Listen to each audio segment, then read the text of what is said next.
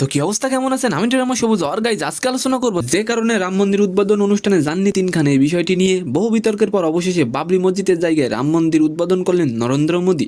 রাম মন্দির উদ্বোধনে দেশ বিদেশের প্রায় সব অতিথি উপস্থিত ছিলেন, চিত্র জগতের তারকারাও ছিলেন, কিন্তু সে অনুষ্ঠানে যাননি বলিউডের তিন খান। আর এ নিয়ে শুরু হয়েছে জল্পনা। শোনা যাচ্ছে তিন খান মুসলিম হওয়ায় তাদেরকে নিমন্ত্রণ করা হয়নি, তবে তিন খান ইচ্ছে করেই যাননি নাকি নিমন্ত্রণ পাননি তা এখনো স্পষ্ট নয়। উদ্বোধনের আগে স্ত্রী কন্যাকে নিয়ে শহর ছিলেন শাহরুখ খান, আর সালমান বলেন তিনি কাজের চাপে আছেন, আর আমির খান মৌনতা বজায় রেখেছেন। আর এবার আলোচনা করব বাংলাদেশ ও কলকাতায় মুক্তি পাচ্ছে আমাদেরই সুপারম্যান ব্যাটম্যান হিরো আলমের সিনেমা। ফেব্রুয়ারিতে বাদশা দ্য কিং সিনেমাটি দুই বাংলায় মুক্তি পেতে যাচ্ছে। এ বিষয়ে আমাদেরই ব্যাটম্যান সুপারম্যান হিরো আলম বলেন, বাংলাদেশ ও কলকাতায় আমার সিনেমা মুক্তির কথা চলছে, এরপর প্রতি মাসে আমার একটি করে সিনেমা মুক্তি পাবে দুই বাংলায়। জয় বাবা সুপারম্যান ব্যাটম্যান হিরো আলমের জয়।